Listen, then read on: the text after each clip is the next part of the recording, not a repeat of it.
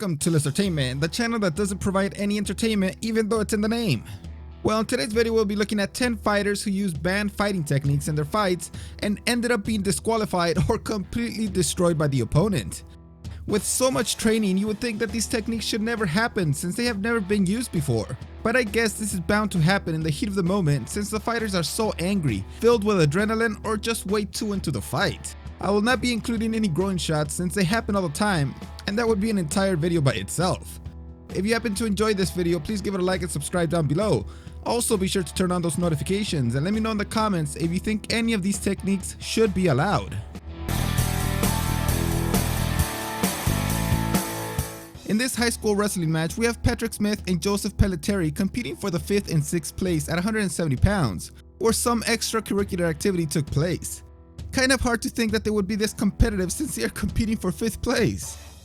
In this part, we see Patrick Smith getting too excited and pushes Pelletieri into the judges' table. Then he yelled at the referee.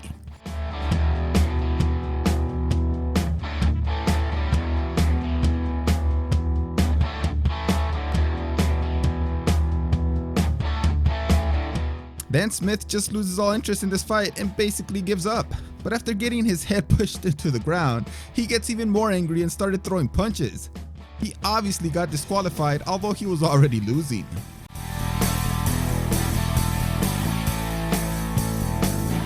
Considered to be possibly the greatest MMA fighter of all time, Jon Jones has only lost one time in his career, and that was due to a disqualification. He was facing Matt Hamill and was winning the fight, but in one exchange when he was on top of Hamill, he performed an illegal move. He's blocking them.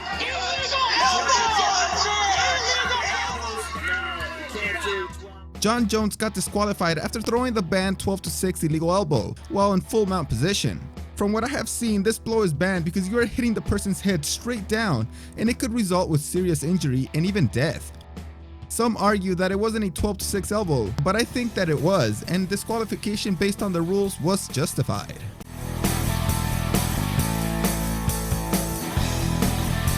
This is not a technique at all, but more of a celebration, and a stupid celebration at that. Sore losers are easy to understand, but why would you ever be a sore winner? The video is actually amazing for two reasons. One, because Drew Chapman knocked out his opponent with his knees, as he himself was being taken down to the ground. And secondly, because of his serious lack in judgment when he decided to jump off his knockout opponent's back.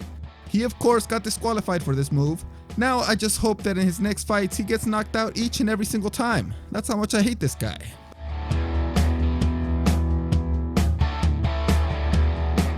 In this video we have Andreas Vasily participating in a kickboxing tournament. Andreas starts out with some great punches that build up his confidence where it leads him to do this.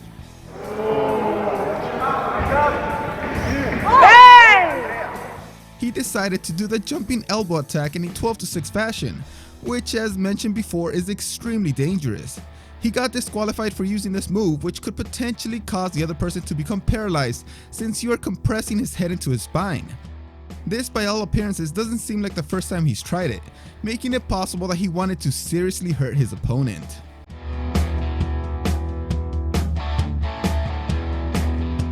In this unlicensed boxing fight, we have two boxers that don't have very good boxing skills, and one of the boxers is for some reason really angry at his opponent. They have to have a history because no one starts a boxing fight the way that boxer in red starts this fight, going all out. You usually study your opponent in the first round.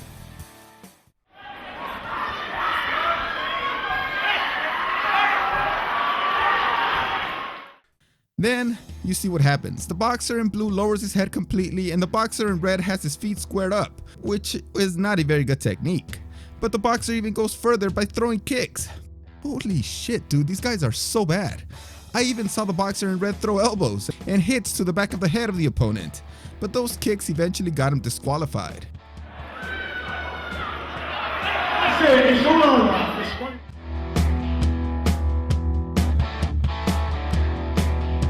Here we have two fighters competing in the Brazilian Jiu-Jitsu Chicago Winter Open. Here we see John Guda in the guard position and is doing a great job in controlling his opponent and getting him in the perfect position for an armbar. But then this happens. Illegal.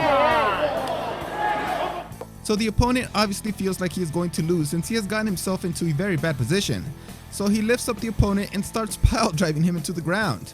This move is obviously banned because it can result in serious injuries to the head and spine of the person being driven into the ground. The opponent got disqualified.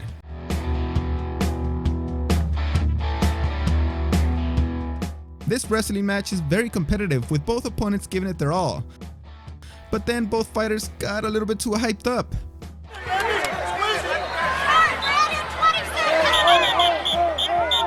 The kid on the bottom is close to being pinned, so he turns his body to the left and comes back with an elbow, which of course is banned. And the kid on top reacted in a pretty appropriate way with some good punches. They decided to let them go at it again, but the kid in camo was way too angry to be able to continue normally, so he got disqualified.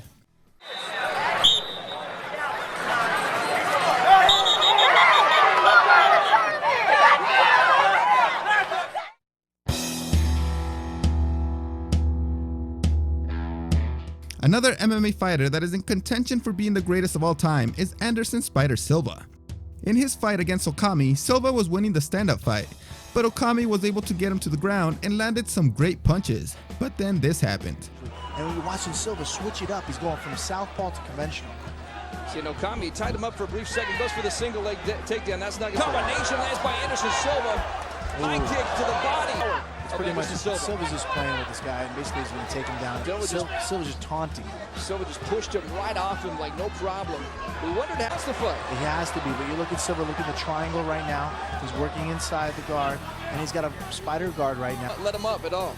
Now, you can see right now that he's pretty much puzzled. He doesn't know what to do. He's looking for the ground and pound. Silva's not keeping his hands up. He's giving him no respect. Silva did one of the craziest moves and landed an illegal upkick on Okami. I don't understand how he got this kick so perfectly, but he apparently was able to hurt Okami bad.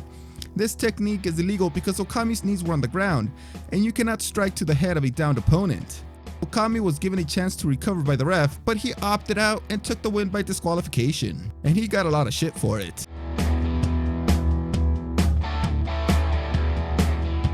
This is the most famous fight where something illegal was performed, and this was not even a technique, it's just physical assault. Oh, and some nasty stuff in there that lead to be a bite almost. Iron Mike Tyson was facing off against Evander Holyfield for the heavyweight title, which Mike Tyson had lost in their last fight. This is one of the most shameful events in the history of boxing, since Mike Tyson bit Holyfield's ear and took a chunk off. After losing the previous fight by a knockout and losing this fight through 3 rounds, Tyson lost his cool and committed this cannibalistic action. Angry Evander Holyfield now. A left hook.